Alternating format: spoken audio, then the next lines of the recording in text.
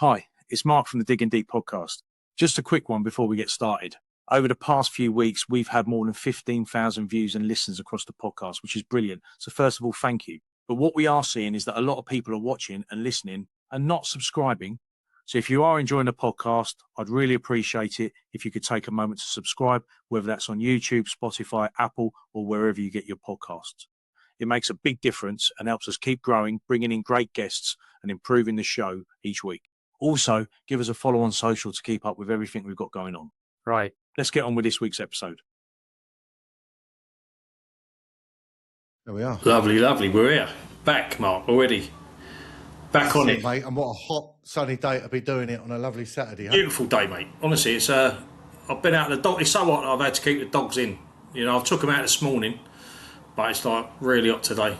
I don't know what's going on with the weather, mate. I think that's what's doing me fucking head in at the moment. I think I'll get straight into it, Mark. Go on, then, let's see what you got to say.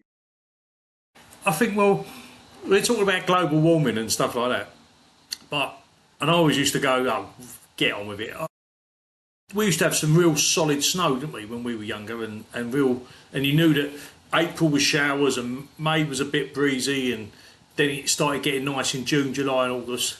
But now it goes really hot one day and then really cold the next. I don't think there's any rhyme or in it.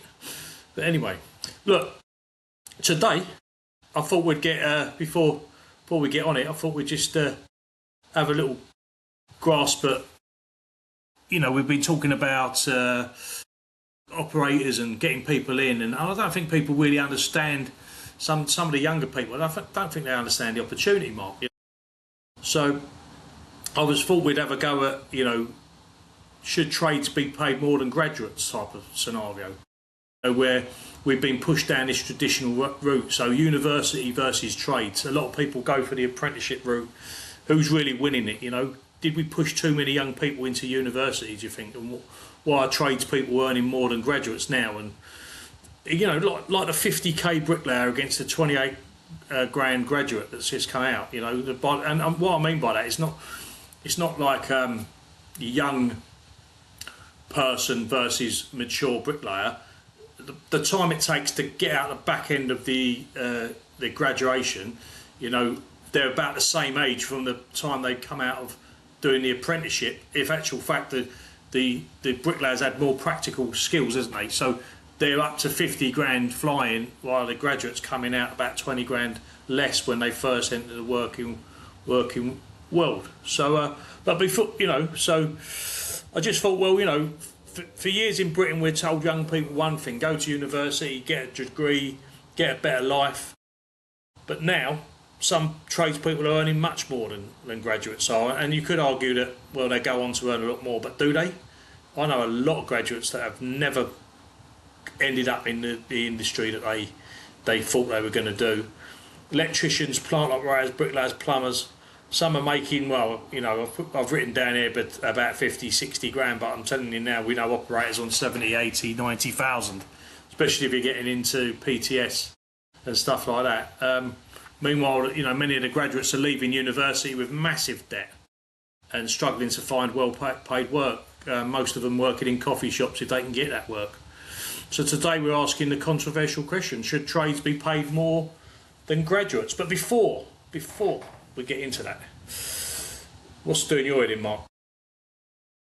Do you know what's doing my head in, right? You couldn't make this up. So yesterday, as you know, was the Friday. It was the last day before the bank holiday weekend, and I had a great run into the depot. I was working from the depot, so great run in because everyone's working from home or something. I had a great run out, and it was my mum's birthday the day before, so I'd left work an hour early so I can get to mum and dad's, drop her present off, then go over to Sarah's because we was out for her mum's birthday meal last night.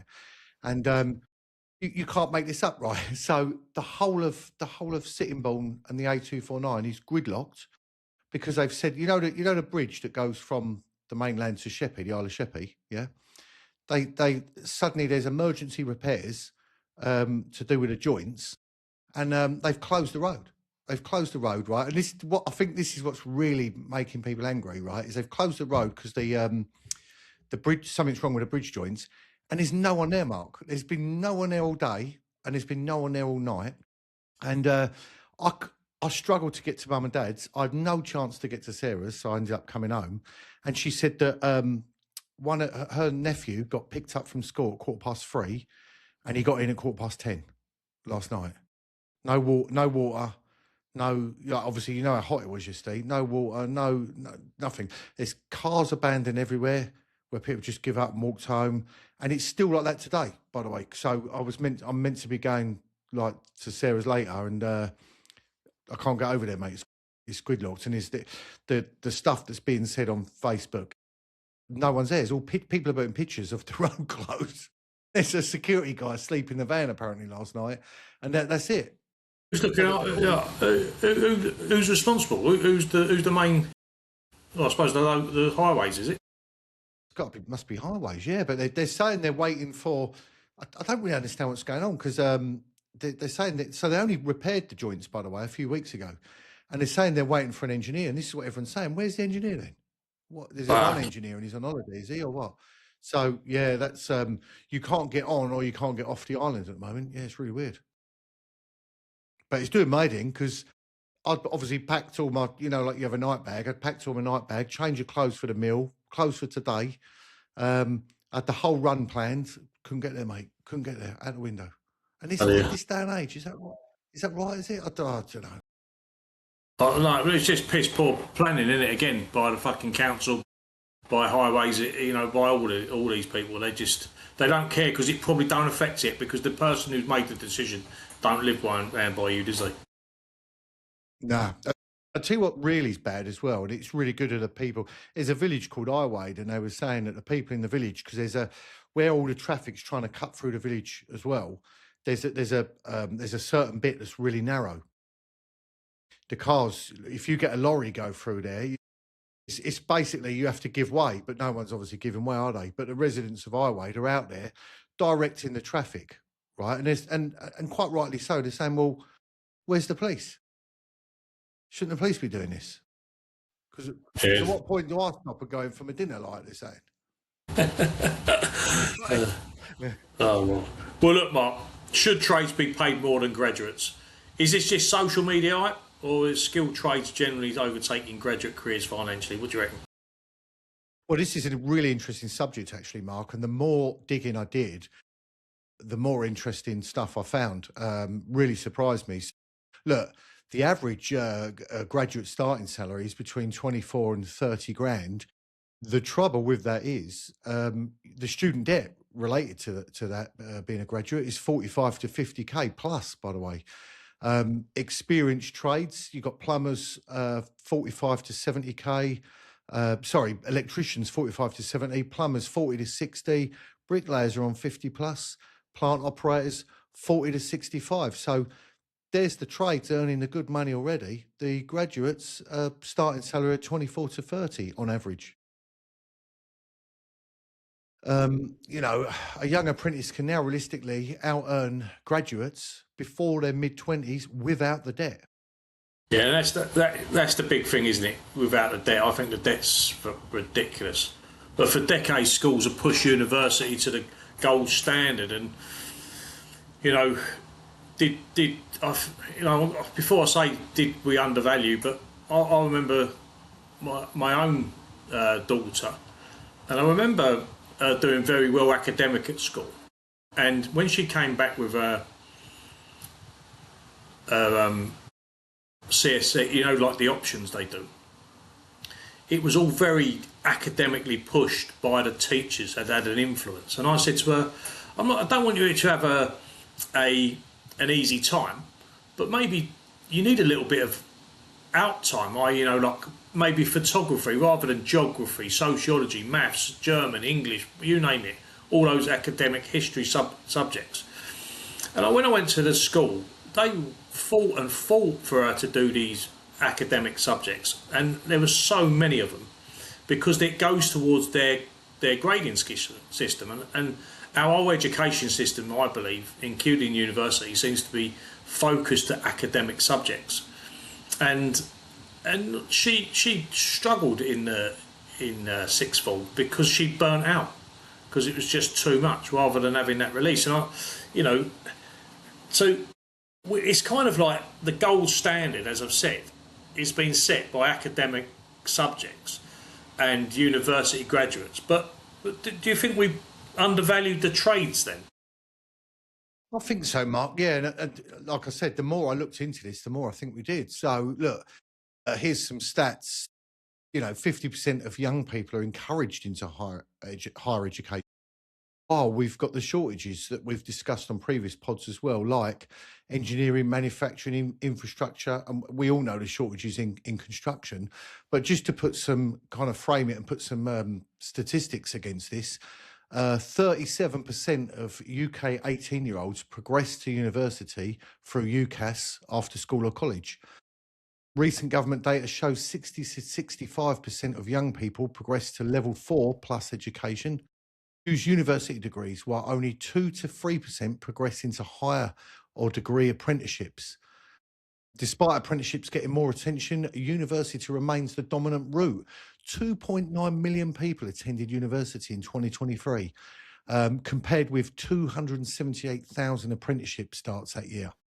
Only 4% of school leavers went directly to employment in 2023. Less than 1 in 20 young people aged 16 to 18 are apprentices in the UK today. Apprenticeships are becoming apprenticeships are becoming increasingly attractive because, of course, they offer a wage-well training, no student debt, and a real workplace experience. Just to sort of frame what we're saying here. So do you think we accidentally created a shortage of skilled workers then? I think so, really, because if you look back, parents are often encouraged office careers. Trades were unfairly seen as lower status. Yeah. We've got a major retirement wave approaching, and skilled labour is becoming scarce. Yeah, and we talk about this all the time in our industry. I just don't get how we're not obviously having the right ear in schools, are we? Society still seems to sometimes look down on trades. And I think that was always the case, wasn't it? The bottom 30% they used to talk about. When you weren't academically great at school, I remember at my time, they stuck us in a thing called building studies. So that's pretty much what they thought about us, not being as in the top set, if you like, of maths and English and all these. So they stuck us in building studies, and off we went and done some trades, and that's where we ended up going down our route. Even though, modern trades now are highly skilled, and some of the other older trades that we're losing, losing that kind of the makeup of and all that skill set. I mean, that's why probably what's that program on BBC? The repair shop. I love the repair shop, Mark, because those old trades, those old things that people do. I mean, when those people, but if you notice something about the same thing we're talking about with operators, is when you look at the repair shop.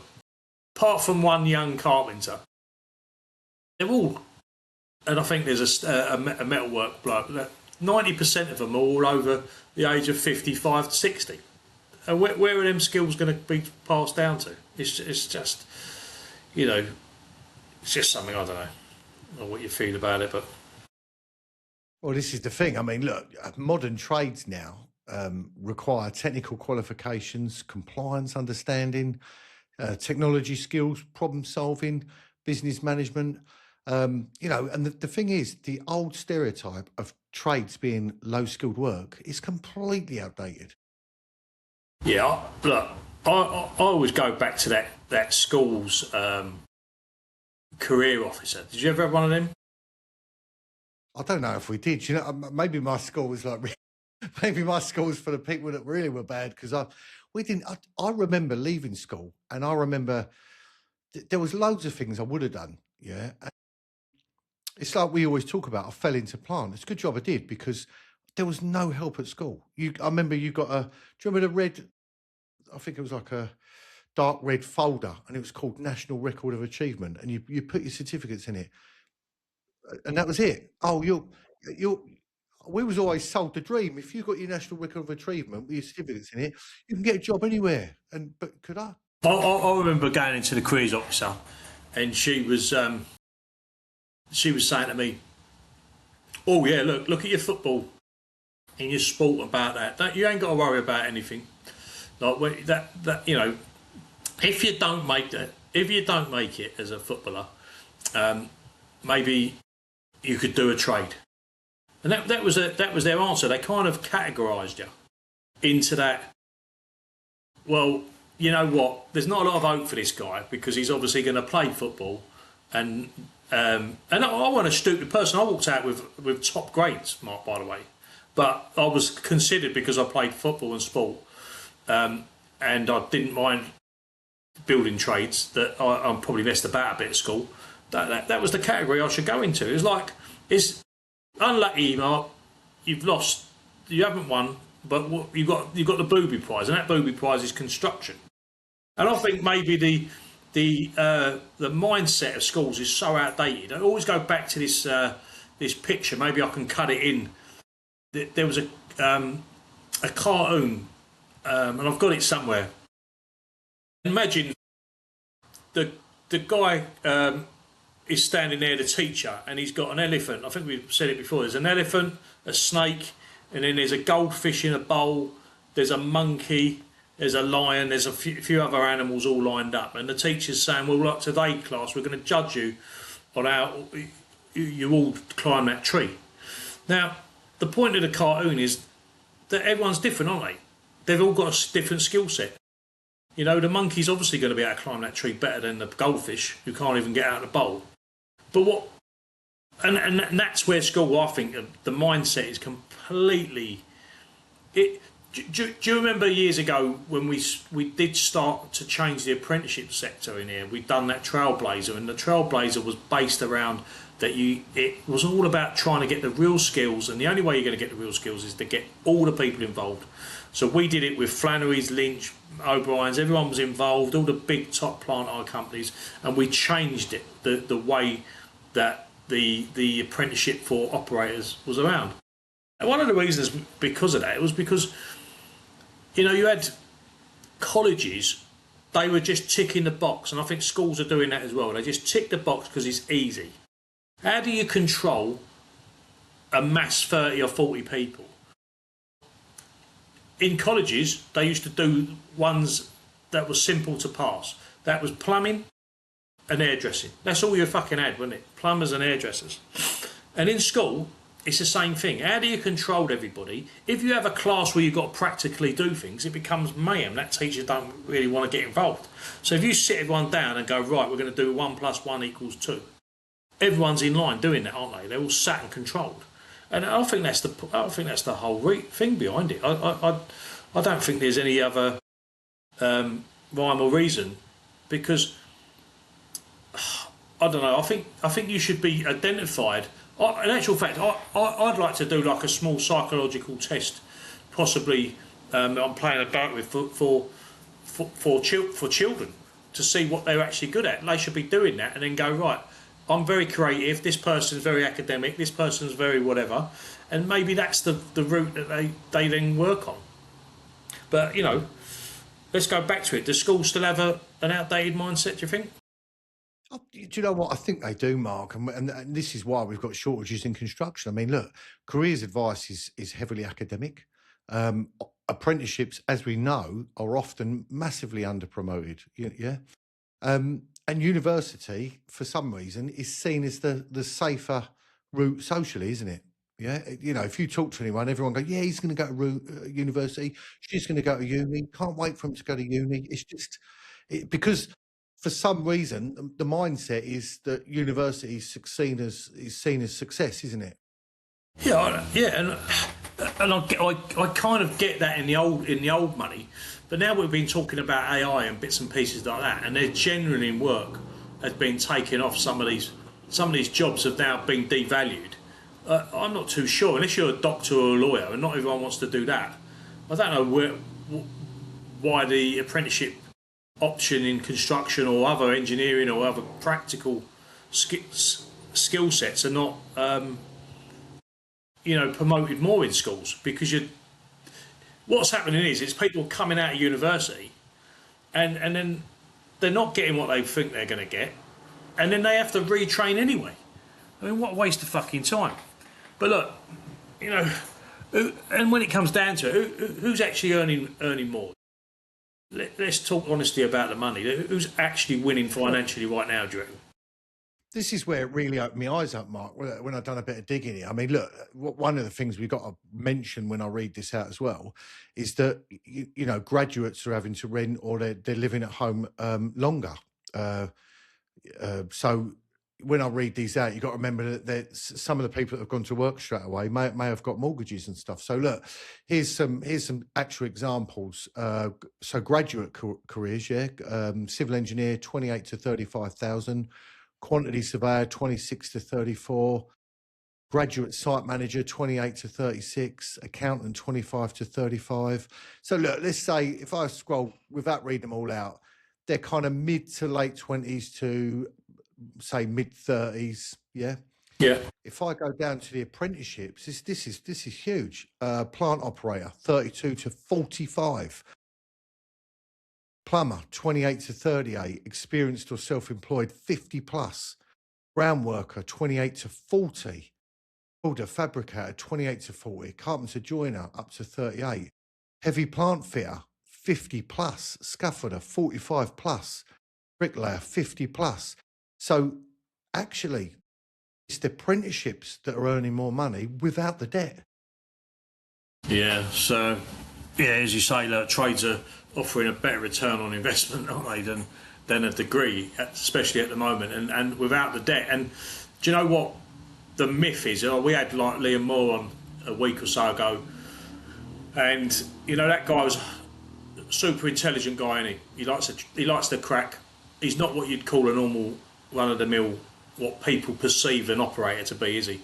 He's got something different. And do you know what? When I look back, some of the people that we knew as operators, highly intelligent people that probably just weren't in the right family, but done academically really well, to go into university at that time of their life when it was a little bit different. I mean, anyone can get in uni now, pretty much. And I just think that people are just thinking it's full of the bottom end of society, and it generally isn't, is it? Generally not. No, and this is the thing. It's, you know, what you got to remember. What we all got to remember is that apprentices they get to, you know, earn while they're learning, and that's a big thing. They don't have the debt. They got income straight away. Yes, earlier income. Which is a faster route into property ownership. So because they're earning, they might be able to get mortgages and stuff like that. Yeah. And then because they've started early doors, by the time they've learnt the trade and they've got experience, they might actually be running their own business by the time that, say, someone from university is just finishing. This is it. I mean, if I had to put up a counter argument, I mean, I don't want to sit here and trash a 1,000-year establishment in universities and degrees and stuff like that, but trades come with a few risks, don't they? You know, to talk about, you know, different demands on the body. You know, myself, I've got a dodgy knee from it, but you know, that's the thing. You know, and we often hear about that. The plasterer has the, you know, the physical demands on the elbows and the wrist, doesn't he? But you're right. Look, at the end of the day, to be fair, when you are doing apprenticeship, you've got physical demands because you might be bricklaying or plastering, as we said.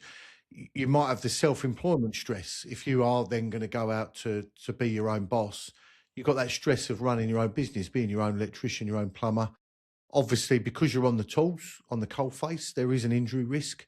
And of course, as we've seen in recent years, if there's an economic downturn, you're exposed, aren't you? If you're running your own business as a plumber, say, and there's an economic downturn and you go quiet, there, you know, where does the work come from? Yeah, but I think that on that, you know, what people should take on board is that there ain't a job for life anymore. Very few jobs for life. There's very few people that go into a company and they're there for 50 years, 40 years, whatever, the whole working life and experience. There's you could probably count them on your hand now, and they're getting less and less. So I would say to people that, yeah, look, you get your degree, you go out, you work in the bank, and or wherever, and you think this is secure. Everyone wants a bank, don't they? And then all of a sudden, 2-3 years later, you're made redundant because the bank have done something differently, or they've gone a different direction, or they don't want to have branches anymore. Because I remember my sister was, my mum told me, she said, "Oh, go in the bank. That's a job for life." And I don't think there is any jobs for lives anymore. So the inconsistency of construction work going from one job to another when it completes after, obviously, because all buildings have to complete, don't they? 2, 3, 4 years, and then having to find something or move on to another one. I don't think people should worry about it. I don't think it's any different than working in the normal commercial world. Because you even if in a shop, you go and work in as a shop as a manager, all of a sudden they close the shop. You're trying to find something else.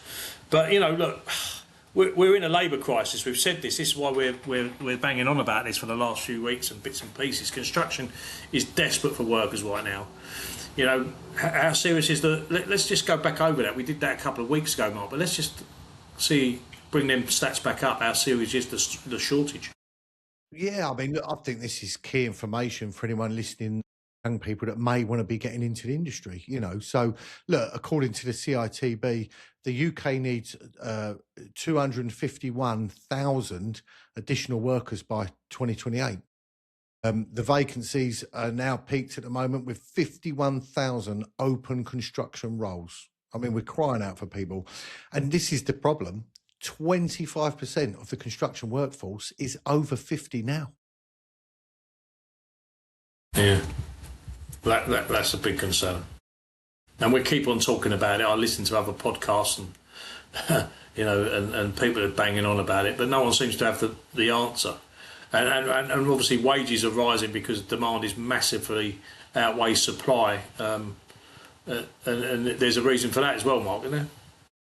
Yeah, I mean, look, if you look at it, you've got specialist trades, they command premium rates. The infrastructure demand is obviously increasing. The housing shortage that we're experiencing has got an increase in labour demand on it with all the trades. And then you've got new stuff. So you've got all these renewable energy projects. They're creating even more demand now. Yeah, and there's a big push on all this, and I think people need to understand if there's any parents listening out there, what they want to push their child in the right area or advise their child nowadays rather than push them. We were made to do it. Trades could actually become elite professionals, and I know you've got some examples of them, but what we're talking about is people that realistically are specialists in their field, or not scientific, not scientist specialists, but you know what I'm trying to say, Mark, don't you? Yeah, look, I mean, some of the stuff that we're now seeing for people to get, if they was to come into the industry now, they could we've got future demand for EV infrastructure. Nuclear's a big thing now with Sizewell and everything else going on. Nuclear projects, the new smart buildings where they're looking to have all the credentials for being eco, renewable energy in terms of the solar that's going on now, and then the next thing will be trying to harness the wind and water as well, wouldn't it?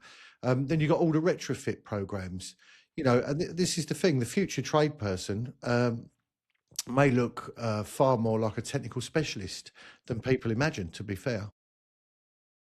Yeah, so, I don't know your thoughts, but what are your thoughts? Is it, it's probably the controversial bit, I suppose, but is university still worth it for everyone then, do you think? Do you know what? I think it's trade specific. I think, to be honest with you, degrees are still essential for doctors, engineers, architects, lawyers. But I think we have to look at the balance, because degrees now offer a poor financial return.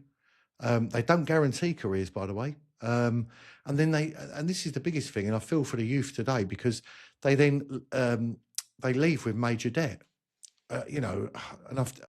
It's wrong, isn't it? We're crying out for people, and yet they try and fill the roles, and they're left with debt. It's not a good thing, is it? Yeah, I don't know why we don't. I don't know. I think there's a mix-up here, isn't there? Surely, if we linked everything together, and somebody went into an on-job learning experience for whatever they were trying to do in their career, And I know some of it needs to be academic, and there is, as you mentioned there's some academic subjects that possibly that's for the university campus. But surely we've talked about degrees in construction and degrees in engineering and bits and pieces like that. Surely the best route is for them to come through an apprenticeship from the beginning and then either jump off the bus if that's where you want to get to, because that's all I want to be, or carry on the route and then become a graduate, then get into that, so you're still earning and learning. And I know there is some qualifications have gone that way, but I think we really need to show the journey in construction from the beginning to the end. Come in 16 years old, get a bit of a feel of the campus life if you need to. Get that relaxed. Learn about how great construction is. Get into it. Get into some practical skills on site, and then develop your career. There's an opportunity that you can develop your career, and that good degree might take 10 years rather than 5. But it's worth it, and we've now got skilled people in the business. And some of those people might say, do you know what? Rather than have a gap year, I don't really want to carry on what I'm doing. I'm going to drive an excavator, or I'm going to be involved in groundwork in engineering or something like that. I don't really know the answer, but I do know that it's not working. And look, I was going to ask you about what your thoughts if university is still worth it, and if university, what we should continue on doing that, is it, if it's still, but I think we've kind of covered it really. I was going to ask about the oversold university to an entire generation, but I don't think that's really fair, because we can sit here and bang on, I suppose, about all the bits and pieces that are wrong with it, but there's one thing that I do feel that I want to mention in that bit, was not just the oversupply of graduates, but employers demanding degrees unnecessarily. Have you ever gone for a job, Mark, or you've seen a job, just want to change route a little bit here,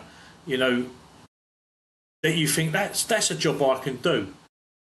The amount of time I've seen that in my life, and you look at something and you go, yeah, that's definitely a job I can do. Why is that a job I can do? Because I know I can do it, because I'm doing it. I've done it, and I was really good at it. And there's a great job coming up, and it'll be with a contractor, and it'll be with, and this is where I think construction's wrong. And this was a complaint, by the way, by somebody I was chatting to, had obviously gone for a job at a main contractor. At the moment, there's a main contractor looking for a head of procurement, a director.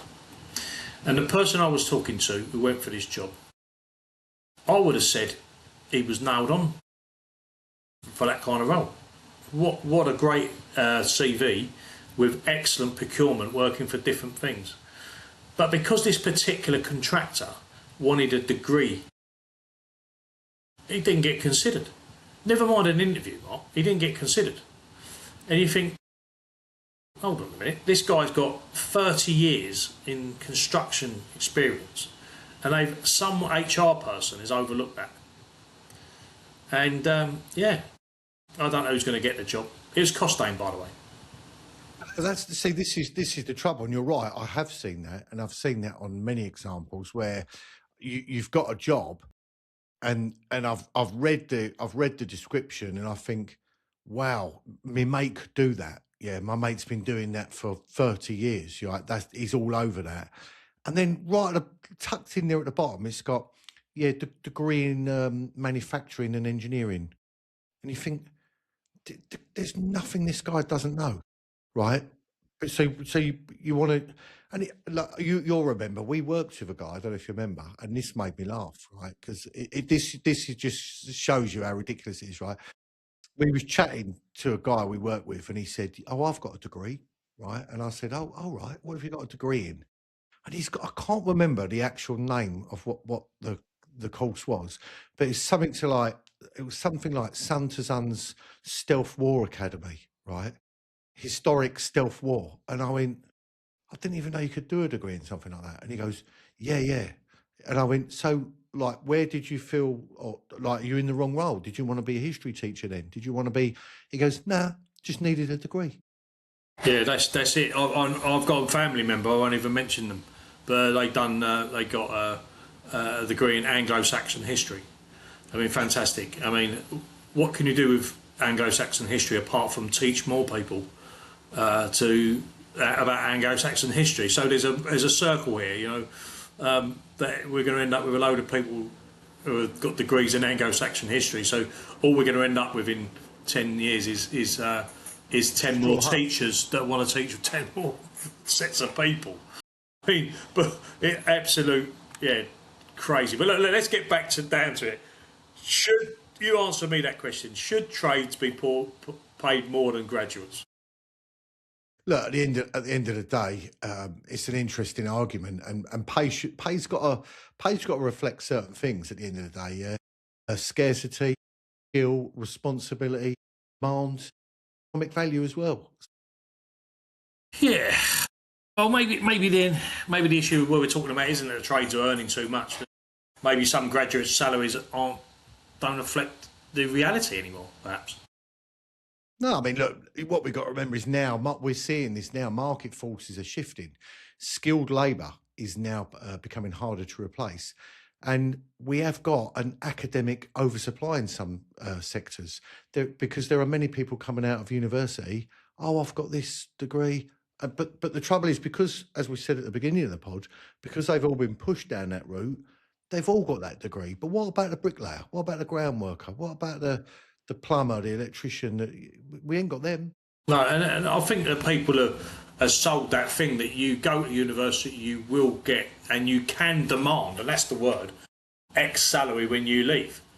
And I've had it before where we've gone on to graduate, and I've spoken to a graduate, just came out, and I've said, look, you know, this is the job, this is the salary. Oh no, I need 30 grand. Why is that? Well, because I've got a degree. Yeah, but the job don't pay 30 grand, mate. It might pay 30 grand in 3 or 4 years' time if we can develop it. But you've got to come in and you've got no work experience. But they just don't get there. So, I don't know. I think, obviously, we come from that background, and I just think if someone can wire a building safely, you know, we're talking about operating, you know, machinery up to £500,000, aren't we, Mike? You know, some of these excavators, you know, some of the, like, you know, you're throwing someone in a 70-ton excavator, you know, that takes a bit of skill. You know, critical building infrastructure. We've got buildings falling over all over the world because people don't build correctly. You know, I think they should earn premium money personally. But look, I'll just sum up final thoughts. You know, before I give you one of the last words. You know, for years Britain's treated university as a definition of success, but maybe success isn't about wearing a suit. Maybe success is about having valuable skills society generally needs, and right now Britain desperately needs these skilled tradespeople. And I think, you know, the takeaways to consider are that trades are becoming increasingly valuable. The workforce shortages are likely to continue, and earnings are likely to keep rising. Yeah, so maybe the real problem isn't the trades are being paid too much. Maybe it's maybe it's that for too long. I don't know.